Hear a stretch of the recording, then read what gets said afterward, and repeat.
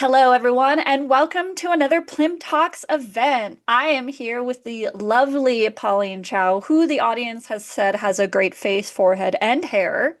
Hello, Pauline. Hello, thank you for having me. Yeah, absolutely. And we're here celebrating one of your books that's coming out, Chasing Moonflowers. Yes, it's coming out July 1st. Yay. So if you're watching this and it's past July 1st, just buy it. Yeah, I get That's it. Do it. it. Do it for Yeah. yourself. I did my makeup to match, or at least try to match the moonflower vibe. I'm So hopefully beautiful. I'm like channeling it. Yeah, you are. It's good. I like it. Yeah, and we're here to pretty much celebrate, hang with the cool ghouls, and talk about you as a writer and your journey to writing Moonflowers. So yeah, Yeah. let's get right to it. We are going to have three giveaways today. So not only do you have a chance to win a signed copy of Chasing Moonflowers, but also a magical ointment. I was afraid to try to say the word salve. Salve. Salve. Oh, Yeah. it's made from hand-picked dandelions. Yeah. Then And you whispered things to it, yeah, yeah. And like a then little ASMR yeah. channel. Yeah, and then you won't know if it was good or bad. Mostly good. Mostly, but there could be one bad one in there. Yeah, yeah. But if you know So me, you know me. yeah. So we will be doing three giveaways. So everybody in the audience, you have a chance to win. Oh yeah, did you make it, Pauline? Do you want to go Yes, into yeah. what's inside of it and what to use it for? Oh yeah, well it's good for your lips or your skin and like I've been using the commercial stuff and it's my skin has been doing very poorly. So then I started making my own. It's jojoba oil with orange and homemade dandelion flowers that I picked off my country property and seeped for 6 months. Oh, Sorry, 6 weeks, 6 weeks. and you put crystals in it, you Oh said. yeah, there's Yeah. there's a obsidian and a quartz in here for you can carry around for protection. Oh, see, there you Yeah. go. You can be protected from the moonflower plume. Your Yes. therapist says she isn't real, but here I am. Yes, an artist in many forms. And I met Pauline at Stoker, actually, and we cast many spells Yes, it was pretty and fun. terrorized people. And then we were also terrorized by the hotel also. Yes, the hotel was the real scary thing about that. But yeah, so let's get officially started. So, Pauline Chow, you write speculative fiction to explore alternative histories and new optimistic futures. You love a good snow day. Not your engineering manager, you once sued landlords and advocated for affordable housing in Southern California, and you're planning your next visit to a historical, hopefully haunted hotel. Your work is available in various anthologies and online, including 50-word stories, 101 words, HP Lovecraft Film Festival 2023 souvenir book, Cosmic Horror Monthly, Apocalypse Confidential, and the upcoming In Space and Time magazine. And Yes. then, of course, you have Chasing Moonflowers.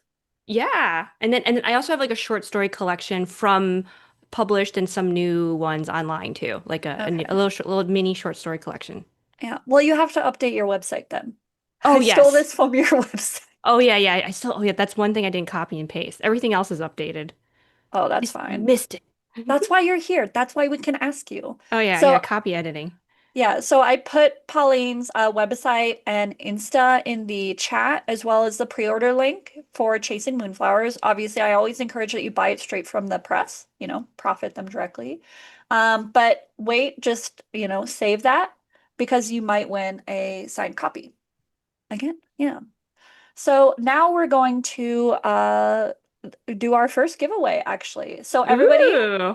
give me the drums in chat. We love the drums. I've been told that the husband in chat does not get a chance to win. Instead, should feel honored to have an hour with his wife. That was word for word. Yeah. Okay. So I'm gonna hit my wheel. And our first winner is Joe B- Belaine. Belaine. Joe Belaine. Belaine. Belaine. Billion. I'm just gonna keep saying your last name until you correct me. Bellini. Bellini. Oh, I don't think they can unmute, Bikini. right? No, but they can say in chat, hello. Oh, I see you in the participants, Joe, so I know you're there. Um, if I said your last name wrong, which I probably did, then I do apologize. But also, it's just the name of the game when you're in a Plim event because I can't pronounce anything. There's a lot of E and I's in your name. All She right. she Oh, can write the shit out of it though, but pronunciation. I know, right? This is why I don't do live readings.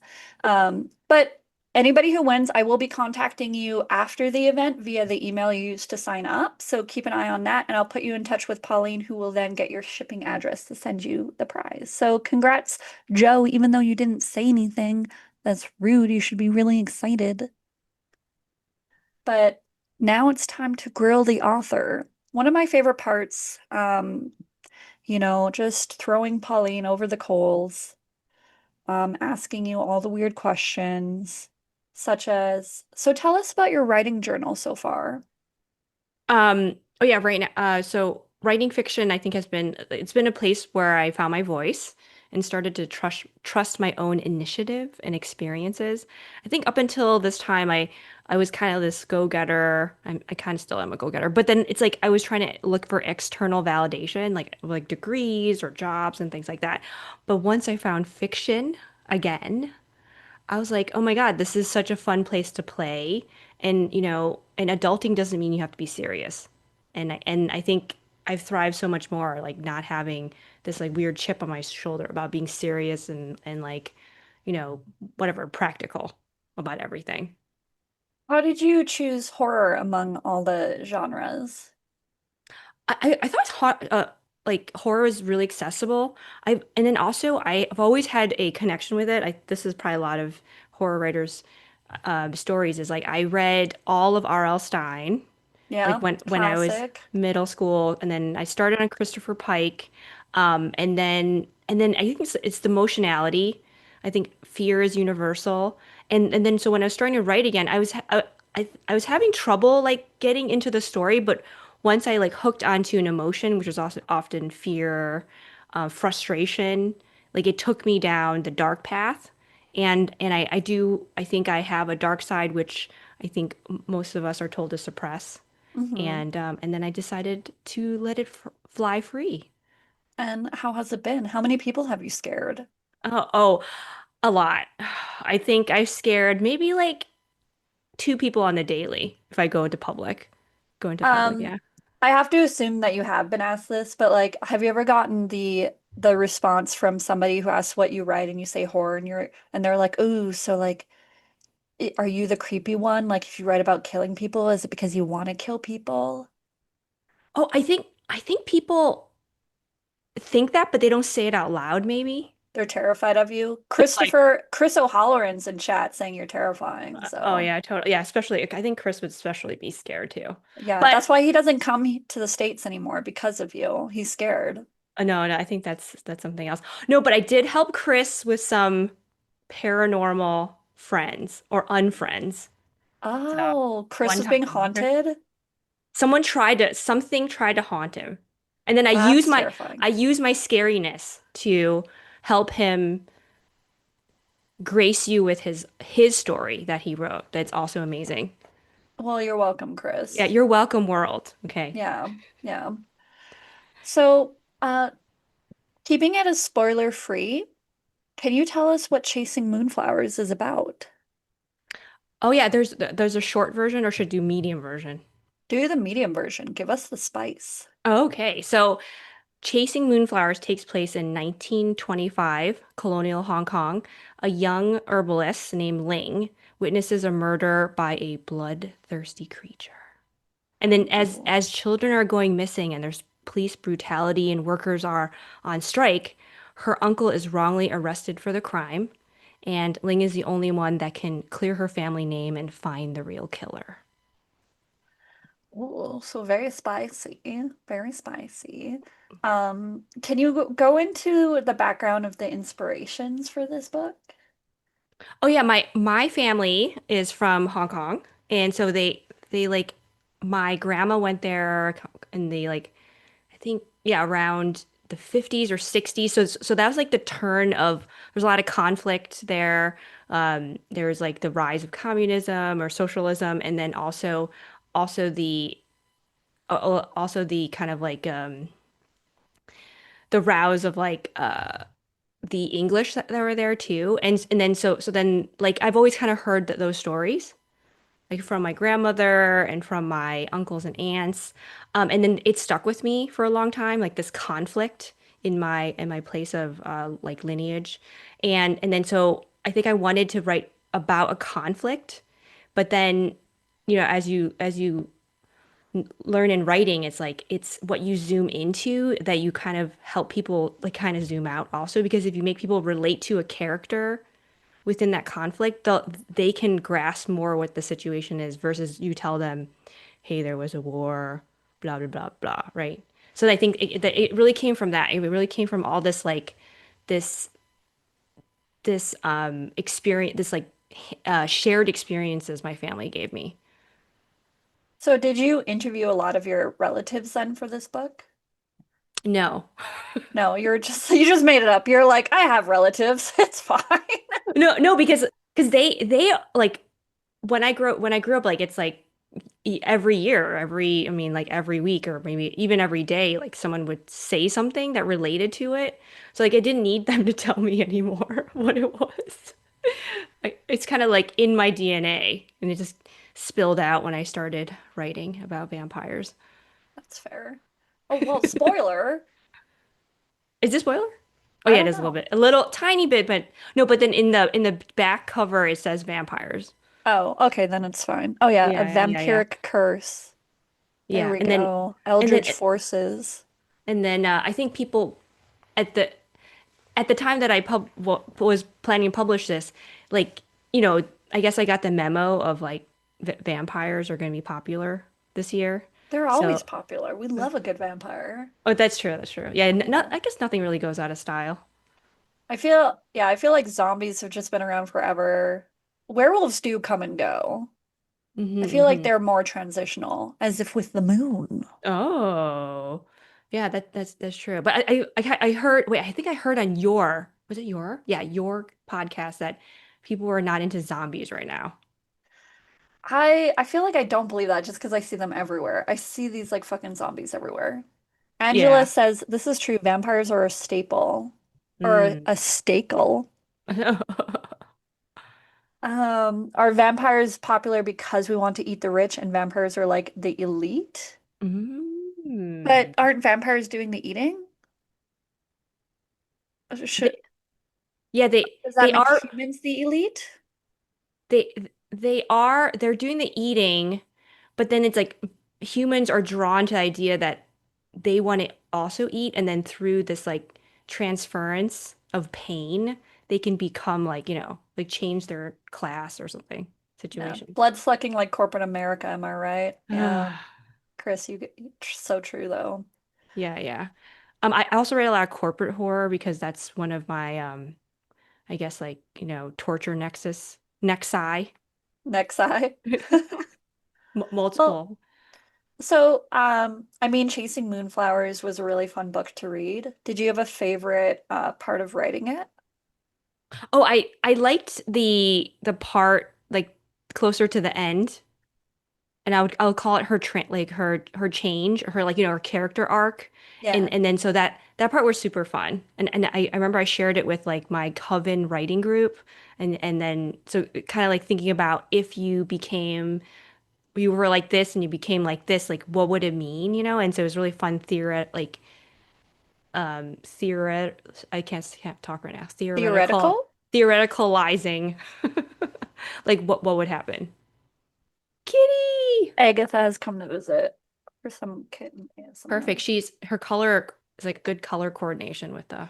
the cover right there.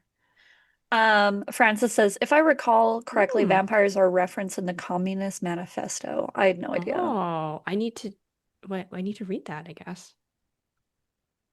So, were there any difficult parts in writing this? It deals a lot with history and also your own journey with your heritage and like listening to all the family stories and everything. Anything that like was kind of more troublesome? Troublesome? Well, oh, I think in editing, as we're talking about, which is, kind of like where you Yeah, we take, were complaining about editing before we started the thing. I was like crying. I had to do my makeup again. oh yeah, no, but Yeah. it's part of it. Yeah. It makes a piece juicier when you have to cry a little bit. Talk about blood sucking, am I right? Yeah. True. And like I guess the difficult part also like was studying the structure that I had and then restructuring some things because I think I had originally one of my editors like, "Oh, you basically have two climaxes," which in some situations is good. Yeah, no But one's gonna complain about that. Like, come but on. then but then this editor was like, "Oh, well, readers are expecting one. You go up and then, and then maybe up or a little bit down. And then so then I changed it for this one to not have two I humps. did, you know how like whenever you get like a blurb and you maybe the person hasn't read it and they're always like, it's a roller coaster.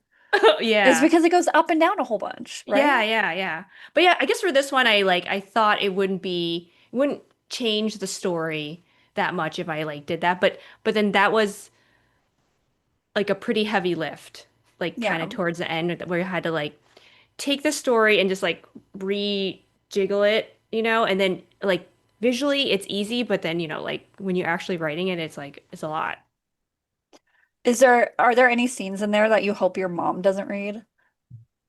Not in this one, but maybe in the Oh, next one for I think the next one might be a spicy one if I ever finish it. you'll have to give her a censored version where you just like black out the spicy Yeah. bits. Yeah, yeah. Or yeah, maybe I'll just pretend I'm like, I don't know, I don't want to know that you read it. Yeah, like my mom read my novella and there's like a communion scene in there and yeah, we haven't spoken about it. So, Mm. Angela says you did such a good job with this book. Oh, thanks, Yeah. Angela. She was my HWA mentor for this one. Oh, Yeah. thank you, Angela, for I your g- hard work. yeah, I got some special treatment from the HWA. Thank you. Yeah. Horrors Writer Association.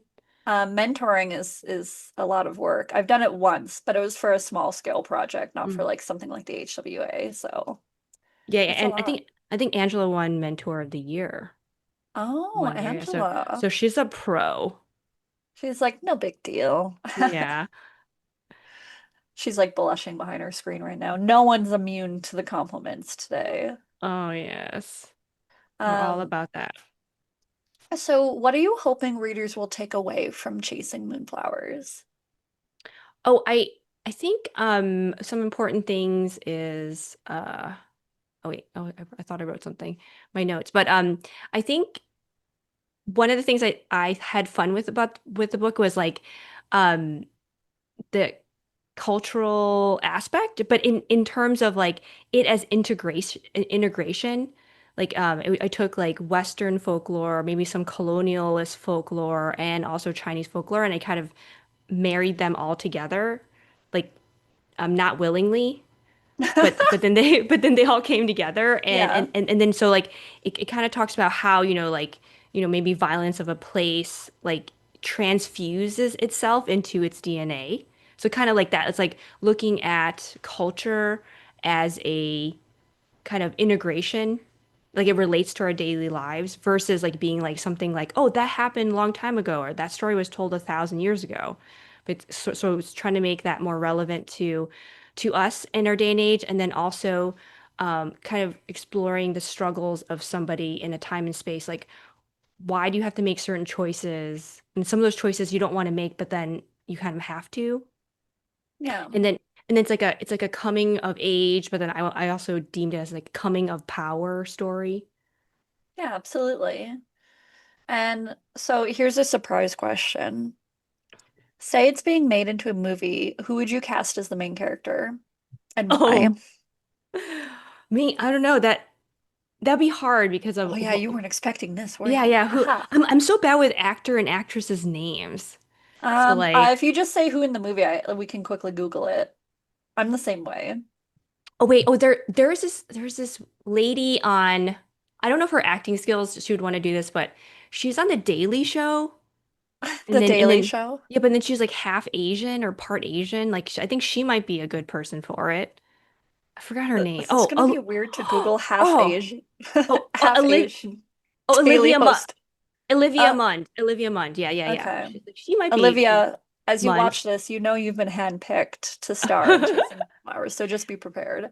It's more serious. I'm not sure if she would be into it. I mean, yeah. Oh, Chris says speaking of vampires, and is it Andu? And Andu? Hindu, maybe it's French.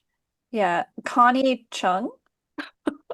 She she could be the mother. Yeah, that's funny.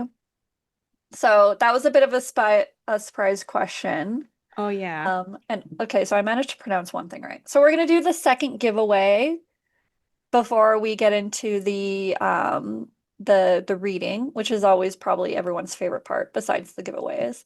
So again, this is for a signed copy and the magical ointment with the seeped hand-picked dandelions from the fields beyond Oh, Pauline's it house. looks like a gold bar. Yeah, see? Yes, thank you for the drums, everyone. I'm gonna hit my wheel. Oh, you can see Uh, d- the stones peeking out right there. Black right yeah, a there. little bit, yeah. That's so cool. What does it smell like? Well, the oh, Oranges. oranges. And our winner is Bo Cho. Oh, bocho. Bo Cho with the snack name. I'm gonna write down Yes. your name. Snacky. Congrats, Bo. Ooh. Yes. Oh, he has emotion. Yes, I like it. Yes. Or Joe she. still hasn't said anything. Joe, where are you? Oh, snacky boy. Snacky boy. Yeah, that's who Bo is from now on. Sorry I deemed you that. Your name is just really cute and sounds kind of delicious. So, would eat it? Would eat your name? Would eat you, I guess. I think. Vampires, am I right? Yeah, yeah, totally. Eat edible. Yeah. So now it's time for your reading. Oh, Francis says, "Oh, we found it. Found it. Capitalism is dead labor that vampire-like only lives by sucking living labor and lives the more labor it sucks. The time during the which laborer works is the time during which the capitalist consumes the labor power he has purchased of him." That's Are dark. are you a poet? Well, That's really I, good. That's I think that's from the manifesto. Oh, it is. Yeah, that's from the Capitalist Oh, Manifesto. Yeah. Yeah, wow. Marx. Well, Francis, might you be a poet though, if you try it? there's what's it called? There's the New York Democratic primary, just was it ranked number one a socialist. Yeah. So that's appropriate. Chris does ask if Karl Marx is a poet. Like maybe, or maybe I just read it Hmm. funny. I don't know. I think my reading was defined by like the small like square it was given, so it almost like became a poem in the way I was reading it. I don't know. Oh wow, that's so interesting. Thanks for Yeah. the education. Yeah, we're learning. We're fighting against the man who is also a vampire. Yeah, Plim turning manifesto into poetry. Live readings with my little beat drum every Friday, like dun, dun, dun, dun. I don't know. You know those beat poets? I'll get a bray. It'll be fine. It'll be fine. Yeah, yeah. Okay. Yeah. Thank you. Thank you. So and like the tea shop or like a coffee shop's always kind of smoky, even though like there's no one smoking. It kind of smells like weed all Mm. the time, and I'm like jammed into the corner between like this dilapidated bookshelf and a piano that doesn't work. Oh, That's the image of me doing this poetry. true story. Yeah, true story. True I feel like story. the floors aren't washed in that No, place it's where you're at. sticky. It's Yeah, yeah. absolutely sticky and It's they like creak. because grime at the edges. Yeah, Yeah. I try not to look at that part. Yeah. So you're going to do a live reading for us. Do you want to explain which part you're reading? Oh yeah, I'm going to start in at chapter 3. So this is after initially you meet Ling and she's at her uncle's seaside shop and she gets a package and she asks her uncle, "What is this?" And he's like, "Oh, don't worry about it." But she's like, "It says I have to deliver this tomorrow or tonight." And he's like, "Oh, don't worry about it." And but she's worried for the shop. So she's like, she's gonna be like, "I'm gonna take my own initiative and I'm gonna do this for my family." And then this is Nice. her starting that journey. Let's do it. Okay. I'm gonna take a drink of water. Yeah, and everybody, picture the main character as the person from The Daily Show. Oh yeah, I see what you did there. Yeah, picture it in your brain. Like your little brain gush. Oh, kids, don't be irresponsible. Yeah. That is definitely one way to look at it. Okay. Ling sprung up in a panic, startling awake. Her loaned copy of Camilla hit the floor with a thud. Moonlight shone over the books and other supplies that lined Ling's bedroom shelves. While waiting for her mother to return, she had read more of the novel. The story was supposed to keep her awake. Instead, the elegant violence had mesmerized her and lulled her into a doze. Her worries returned to Lady Tun. This is the woman she's delivering the package to. Again, if Lady Tun badmouthed their services, could the business thrive with a soured reputation? She had to deliver that package, no matter the hour. In the morning, Daibak would thank her for her initiative. The moon sat low in the sky. Shortcuts through the marsh or the walled city would give her time to deliver Lady Tun's medicine by midnight. Sweat gathered on her nose as she pulled on her trousers and stuffed her hair into a cap. She yanked her bag over her shoulder. This outfit transformed her into a boy, at least from a distance. This was a safer way to travel at night. She tiptoed into the common area. Ama had returned while Ling had dozed off. The snores from the other bedroom marked the distance to the front door. Her twin brothers shared the larger room with Ama, while Ling slept in a smaller one next to the shelves of pickled lotus roots and the carcasses of pregnant mice. The arrangement provided her privacy, at least. As soon as Ling stepped outside, a putrid smell bloomed. Rain mixed with rotting vegetables turned meat that hadn't yet been scavenged by wild dogs. The odors of a neighborhood where no one had enough. She dipped her finger into the protective balm from Dai Bak, rubbing the menthol under her nose. She warded off the appalling smells. Then she touched the salve to her forehead, and to her shoulders, and to her wrist. The key points to shield her from unwanted evil. There were menaces which existed beyond the visible threats. Passing the line of makeshift homes, she dodged grimy puddles and jumped over potholes. This neighborhood existed in a no man's land, beyond the historical villages and old fort walls. The walled city offered a power vacuum where only ambition ruled. Her body slid between the unnatural spaces. Even worse than the smells, darkness brushed against the back of her neck, and shadows felt malicious on her skin, and she quivered inside. The bravery she had drummed up in her mind hadn't yet traveled to her heart. Rubbish overflowed everywhere. Garbage service in Kowloon was fickle, run by the Red Society, that collected weekly protection fees from merchants, shopkeepers, and business people. Their demands had started back when they were a group of imperial rebels taking refuge in the lawless parts of Kowloon. They had fought to restore the Ming dynasty because the Manchurian kings had suppressed science and hoarded resources. Absent other masters, the Red Society was the closest thing to municipal government. Now a foreign ruler raided the native treasures, and people flocked to the former garrison. The location provided a perfect vantage point over the bay and foothills. If anyone within could withstand risks, the walled city offered unheard of freedoms and opportunities. Approaching the entrance, Ling brushed against the tents that lined the walls. Dampness coated her skin. Lights flickered on from higher floors in the stacked buildings above. Machines behind the stone walls buzzed and creaked like the walled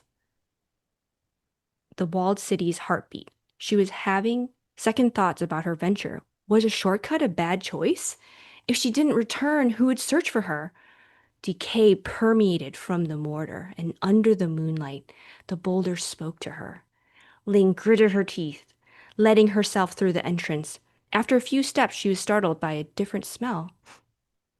Inexpensive tobacco? She gasped and scurried into a divot into the wall. She hid in the shadows, observing as somebody smoked. The assured boy had hair falling around her face. He took a drag from the cigarette with confidence, revealing a reptile tattoo on his arm. She studied the scaled tail, wrapping his muscular forearms to from his muscular forearms to elbow. a symbol to show off, unlike the secret inked on her own inner arm. Who was he? He pushed aside his hair and familiarity fluttered inside her stomach. She recognized that this was Enlai, the last person she wanted to see. In 2 years since they had last spoken, he had grown taller and picked up a tobacco habit. Her fears that her hiding place was inadequate were confirmed. His eyes flickered in her direction until a Gwai interrupted his stride. "Hey there, friend," said the stranger in a suit. Foreigners weren't called ghosts merely for their pale complexions. They had earned the distinction with their shifty actions. "Wait a second." Enlai tried to get around the meddler, still gazing into the dark space where Ling held her breath. But the man grabbed his bicep. He whispered into Enlai's ears. "If you insist." Enlai scowled. He flicked his half-smoked cigarette to the ground and followed the man through the door. Ling breathed again, stepping back into the street. Enlai hadn't crossed her mind in a long time. The burn of his betrayal still stung. He had apparently gotten everything he wanted. Well, good for him. He'd exchanged their friendship for ambition. Ling wanted nothing to do with him. While the moon still rose, Ling decided to take a different route through the marsh. The thugs didn't patrol the swamplands. They feared the monsters hiding in the reeds, but she would rather take her chances with nature than Enlai's new pals. Ling slid into the orchestra of frogs and bugs. Thanks to her many trips hunting herbs, she recognized where to step so her shoes would stay dry. The warmth of the swamp wrapped around her ankles. The stars spread overhead. Cries of the city fell away. After about halfway through the wetlands, Lady Tun's shack became visible in the distance. Candles in its 2 windows glowed like eyes. Waves crashed against the rock, echoing through the dark. The sound deafened Ling's other senses. A porch jutted from the structure's middle like an open mouth, ready to devour visitors. Ling conjured an image of the rusted rectangle house, trying to see past the mist-shrouded, predatory shapes facing her now.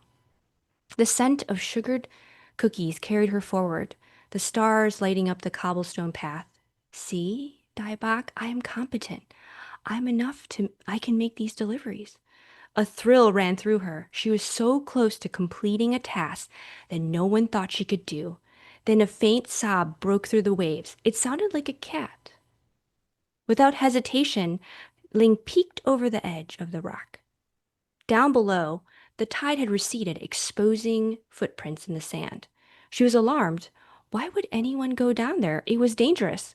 She could easily become one of the missing, falling into the waves or getting lost in the maze of homes inside the walled city. Her own precariousness mixed with the dangers her brothers faced. Ling shook her head. Cultivating terrible ideas would only scare her. As she approached the shack, Ling tiptoed around the back. One could never be too careful. Was Lady Tun expecting her uncle? A gust scattered the smells of chocolate and dried fruits through the air. The sweetness clashed with the earthiness and fetid environment of the marsh. Ling hugged the shadows to inspect the trays on the open kitchen windowsill. Her mouth watered as she peeked over the ledge, marveling at the frosted cinnamon rolls, cut-out gingerbreads, and powdered sugar-dusted scones. A grunt from inside drew her to retreat. Ling released her grip and crouched on the ground. She looked through the holes in the exterior wall. A dark silhouette slithered on the edge of the room. It maneuvered furtively like a thief. Her heart leapt into her throat. Ling snuck to the front, a sense of danger percolating in her veins. She must finish the task. Climbing up to the porch railing with the straw dowels and crooked charms dangling over the door, she extended a shaking hand with the package. There's no need to knock. She could just leave it, surely. Coiling its string around the door handle provided a little bit of relief. While curtains flapped, Ling retreated over the railing. Was Lady Tung in the middle of a clandestine visit from somebody? Ling listened to the rhythm of the steps as she crouched behind overgrown weeds. The cadence didn't belong to a middle-aged woman. Crickets and spiders skithered over her leg. A small tickle started in her ear. It told her to stay put. She held steadily, waiting for the commotion to settle. What was happening? As if answering her question, the structure rattled the noise of shattering glass and objects crashing to the ground. High-pitched shrieks splintered the silence. Ling's breath sounded very loud to her. A cold bead of sweat trickled down her neck. Come out, wherever you are. Messages stung her thoughts like nettle. Chut loi ba, chut loi ba. Strange syllables drifted into her mind. Yogslöth nekul. Pain shot into her eyes. She could hear something sharp scraping against the walls. The points where she rubbed the protective ointment throbbed. Suddenly, her whole body heated up as footsteps stomped towards the porch and then flung open the door. We shouldn't be strangers, said a voice. Ling closed her eyes, wishing to be invisible. She hoped the voice wasn't addressing her. Her frantic mind conjured images of Camilla's victims' tragic ends. Was she to be torn apart or drained? She prayed harder than she ever prayed. Please, please, God, don't allow this creature to see. My family needs me. Please. With no reply, Ling opened her eyes. Against the light spilled out from the inside, she could see spindly fingers reaching around the door. The nails scratched into the wood, searching for something. Not her. Stepping into the moonlight, a figure grabbed at the suspended package, wearing a defiant expression. It was frighteningly odd. Gold decorations studded a leather jacket. It had a human torso and blotchy skin, but its sunken cheeks and disfigured eyes appeared as shriveled roots. Patchy clumps of hair covered the back of its head. It wasn't human. Yes. It spun quickly, its red eyes flashing at her. Lifting the package with blackened fingers, examined the edges with satisfaction before slicing the paper with claw-like nails. Roots, herbs, and petals tumbled next to her feet. Despite her fear, Ling's stomach tightened at the sight. The medicine, all the precious medicine. Then a scratching woman ran from the shack, hurling herself on top of the figure, thrusting an object into its chest. She ripped and tore at its target.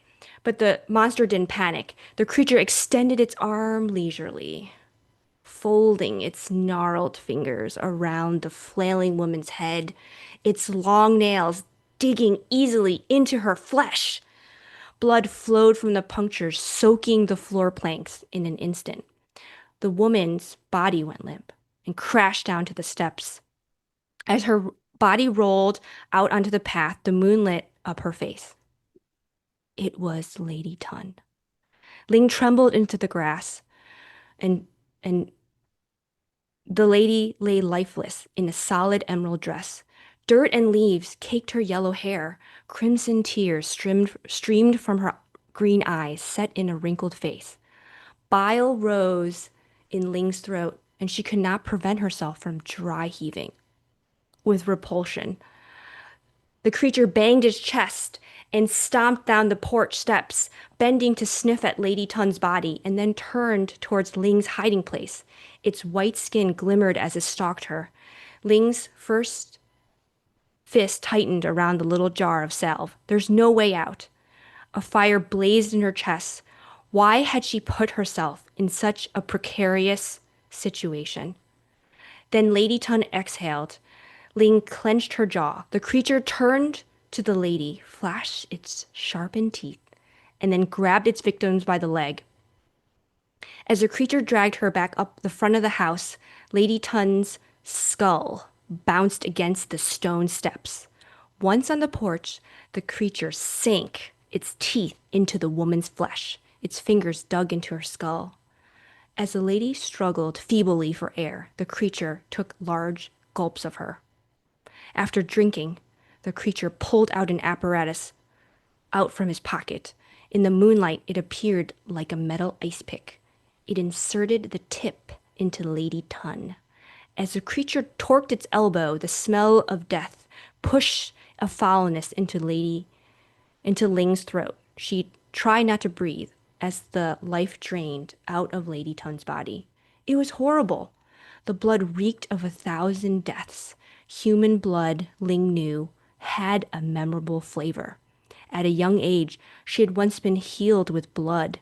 Pig's blood, it was bitter. Snake's blood was spicy. But human blood formed a sweet film on the tongue. Ling fought not to remember the taste. The murderer held up disembodied eyes. It yowled with a deep sorrow. Not them. These are not them. It dropped the eyes, then kicked the body. The corpse landed hard and rolled to the railing. Watching the scene in horror, Ling felt something tug at the bag strapped across her shoulder. She glanced to the side, afraid of another monster. To her small relief, there was nothing, only bugs in the shadow. Ling looked up at Lady Tun's empty, cold expression. Two hollowed eyes gazed out angrily. Yay. Thank We you. we so beautiful reading. Francis says beautiful writing and you're a great reader. Chris O'Halloran says who's gonna star in the movie? You. Kirsty loved the emotion in the reading. Angela says don't be responsible. That's how you stay out of it. And also says I can see this so well, such good visuals. And of course we came back to the fuzzy tongue. Yeah, I was like, oh, you're Yeah. totally on point. Yeah, see, that's what I get paid for. Big bucks, big money. Big bucks, big bucks. Um, yeah, that was a really good reading. I'm glad you went with that one. That was so good. Like, yeah, I was gonna not do this scary part, but I was like, hey, we're horror writers. We like that part stuff, so Yeah. let's go. Francis says, I need this book. Yeah. Your husband says you did the greatest job. Legally must say that, so check that box. Just kidding. He's very supportive. Oh, Yeah. and he did the cover for my Oh, book. really? Yeah. You can kind of see it behind you, yeah. It's right here, yeah. He's an artist. Chris says the cover is amazing, and that part of the book had him on the edge of his seat when he first read it. Mm-hmm. Shakima, I really hope I said your name right. Same, no sleep for me. Oh, Chris wants to know, does he have an IG, like for his art or covers? He does, but he doesn't have a cover, his cover bit stuff up there yet. But it's A. Michalski. Okay. Um, I'll find and it. the last name's Oh no, Mochowski. M A. No, no, M-A. he did other stuff there. Oh, okay. Yeah, and you're confusing us here. Yeah, Yeah, I'll so put it. really good reading. That was amazing. Oh, thank you for Yeah. listening. It was For really good. Good choice. well, I Okay. what's it called? You're my muse reader chooser. Yeah. I was like, do the scary one. I like the scary Oh one. yeah, yeah. Anything to Okay. please Clem. Yeah. Just do everything to please me. That's how it works. So, yeah. Okay. So there's the Inslet, so you can follow him as well. So now we're doing the final giveaway, and then after the giveaway, we will do an audience Q&A. So have your questions lined up. So hit me with those drums. Let me hit this wheel. Dun, dun, dun. Thank you, everybody. Da, da, da. Oh, we know her, we love her, Christy Nogle. Oh, Yay! yay. We love Christy, also an artist. Oh my gosh, she's amazing. Throw your Insta up there. Yeah, Christy. Everyone's an artist here. Congrats, Christy. So yes, again, winners, I will be reaching out to you via the email that you used to sign up, and I'll connect you with Pauline so she can get your shipping address to send you the vampire repellent, Yay. as it's now known. Oh yeah, that's I like. Oh, I love your marketing. That's great. Oh, yeah, vampire repellent. There you Mhm. go. If these other poor victims want to get some, do you sell them online or anything? No, no, not yet. Maybe in the future if people Yeah, enjoy it. sorry. Yeah. Everyone else has to die via vampire. Sorry, Yeah, we yeah. all fuck us, I guess. Well, Oops, sorry, YouTube. I'll give you some if I like you, but otherwise, you Yeah. dead. You Yeah. dead. Wow. Okay. So the truth comes out. If you don't get one of these little vampire repellent kits like in a few months, you know that Pauline literally wants you dead. She just said so. Yeah. No, no, no. Yeah, Jessica Peters crying. Sorry. Oh, You are in she's pretty close to me, so yeah, yeah. maybe I'll do some I'll do a drop off. Yeah. And again, if you didn't win, you can pre-order it. And I highly recommend you do support Pauline, obviously. And if you want to read more like that scene, you got to buy the book. You got to buy the Yes, book. totally. And if you do have the book, also make sure to leave a review. We found out earlier in this hour that Pauline has a praise kink. So every review goes to, justifying that. Yeah, a good So time. Yeah, my own good time. yeah, there you go. So now I will start off the Q&A.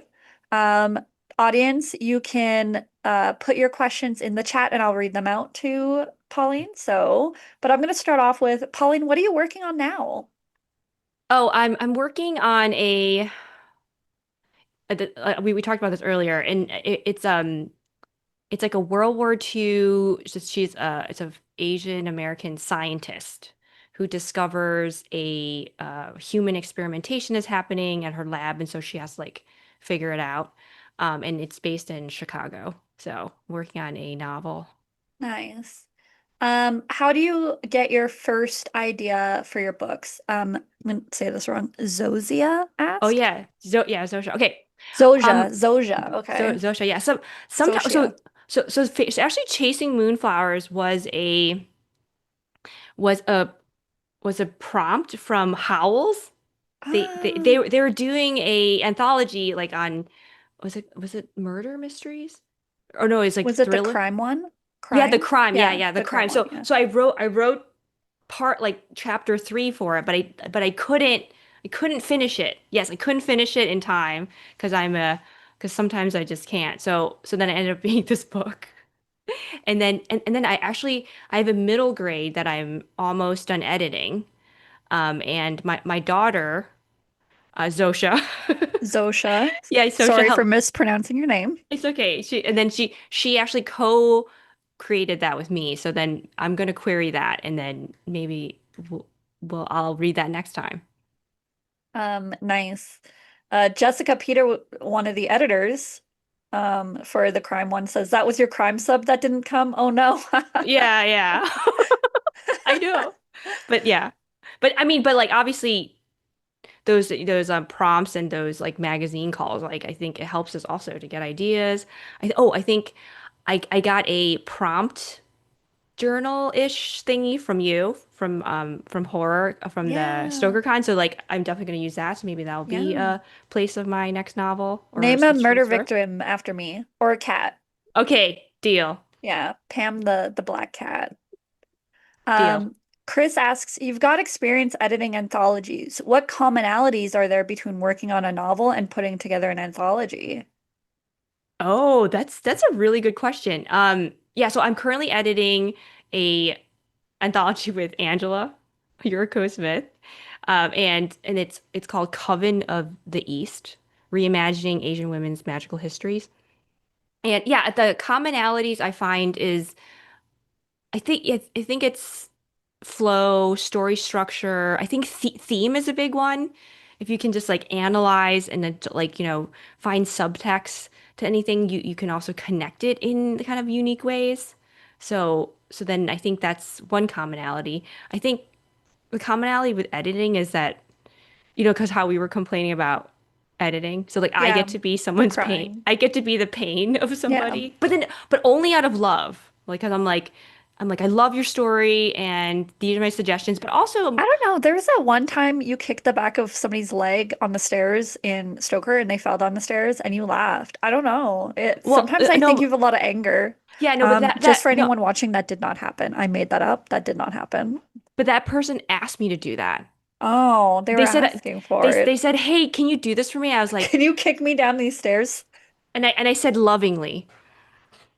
Yeah. And you were Yeah, like, yep, goodbye. yeah. Oh, yeah, they paid her. It was a big insurance scam. Okay, I'm sorry. I misread the situation when I saw the person tumbling down the stairs, but really you were just doing a kindness. Yeah, yeah, they wanted that to happen. Yeah, yeah. Yeah. That was the thing. Francis Meredith asks, would it be possible to get a copy signed if I send it to you? Based on your reading, I can already tell I'm going to love your work. Oh yeah, if you get my book from the Ghastly Goings On dot bigcartel.com, that's my store. So then I will Oh, yeah. So, yeah. yeah, I'll send you a signed Yeah, copy. there's the link. So if you order from this link, the Ghastly Goings On, that's where That they can get signed copies. Yeah, yeah, yeah. I Yeah. should have specified that. Oh, and then you'll get the sweet bookmark, Yes. also made by Andu, my There partner. we go. Your daughter asks, does a horror book always need skulls and bones and zombies and stuff? What do you think? I think no, but I think my daughter reads a Yeah. lot of horror books, and no, I don't think they always have to have that stuff.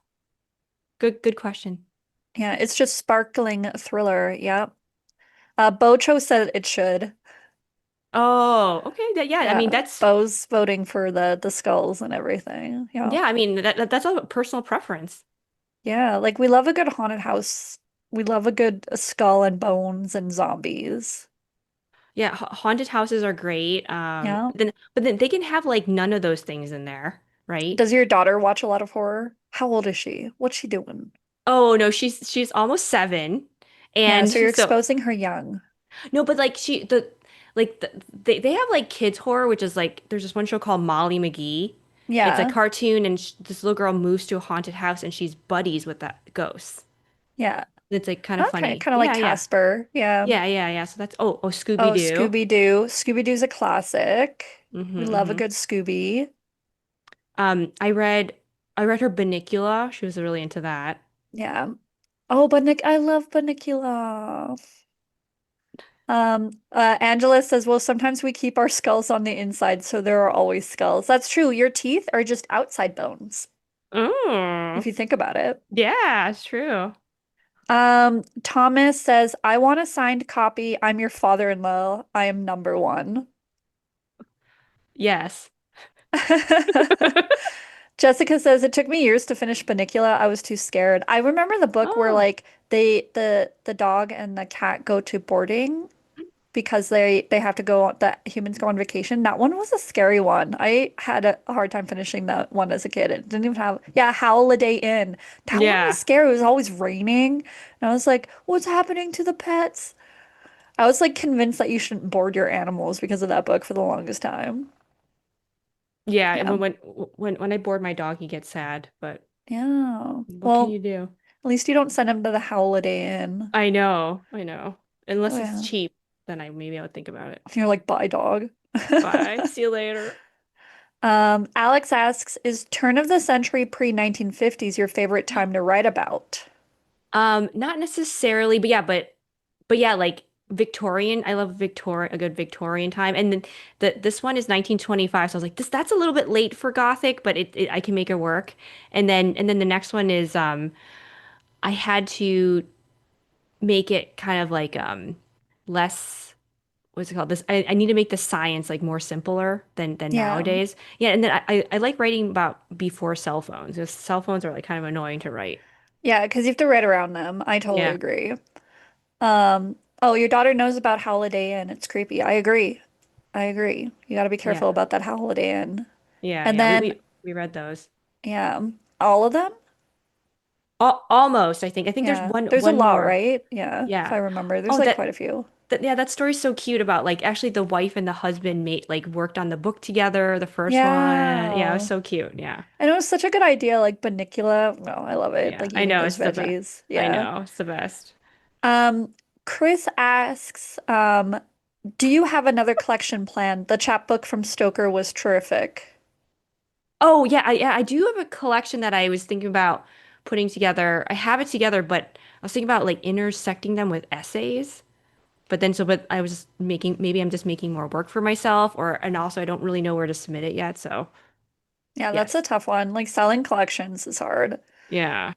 Your book Chasing Moonflowers will become famous, and then it'll be made into a film with the girl from The Daily Show, and then you'll sell the collection. It'll be fine. Oh yeah, yeah, that's right. And Yeah, then I know that. you'll start your own Bunnicula series. Yeah, they'll be like it'll just be like a different animal, maybe like a Yeah. rhinoceros or something. Yeah, and like he just has the one big thing. Okay, so I think it's time to wrap up on Corpsemon, the next anthology as edited by Pauline. I'm going to be an invited author, obviously. Of course. Everyone here is. Yeah, yeah, if you want to, no matter the genre, Yeah. open. So again, I'm going to paste Pauline's info and the pre-order. So remember, this is the link that if you order it from here, you can get a signed copy. So if you didn't win, but you still want a signed copy, and you could probably like plead with her to make you a vampire ointment if you pay extra. So think about pleading to her and like begging her, showering her with praise. Yeah, Um, yeah, yeah. yeah, and then for the winners, I will be reaching out to you shortly after this event with the email used, and I will be putting you in touch with Pauline so she can send you your vampire ointment. Yay. Yeah, and as always, congrats, Pauline, for your book coming out. This is such a big thing. It's so amazing. July 1st. If you get a copy, remember to leave a review. It means so much to authors, and it really brightens some Oh. day. And like Pauline has a praise kink. She needs it. Keeps her going. Yeah, keeps me not from drowning in corpo. Yes, exactly. So, as always, if when you buy a book and you enjoy it, like please leave a review. It really does make an author's day, and Pauline deserves it. She's out Oh, there keeping the vampires at bay. thank you so much for joining me today. Really appreciate your time. Yeah, thank you everyone. And yeah, that was an amazing reading. I like how it looks like it's oh, I misread that. Yeah, okay. I misread that name. Oh, Joe finally said hi. Hi, Joe. You won. If you didn't notice, you won something too. And yeah, so and if you think there's a friend of yours who'd enjoy listening to the reading, this will be up on my YouTube channel, Plum Talks. So be sure to share that, and I'll have the link to where to buy the book so you get all your friends to buy the book as well. Oh, also, if you have an author event coming up, Plem is wonderful. And I tried my consider best. her, yeah, consider her to have fun with for an hour. Yeah. So again, thank you everyone for joining us this lovely evening. And yeah, thank you, Pauline, for letting me host your event. Thank you. Talk soon. Yeah, bye everybody. Bye. Happy editing. Yeah. Oh, I'm crying. I'm crying again. Thanks for that. Happy Bye. thoughts. Happy thoughts.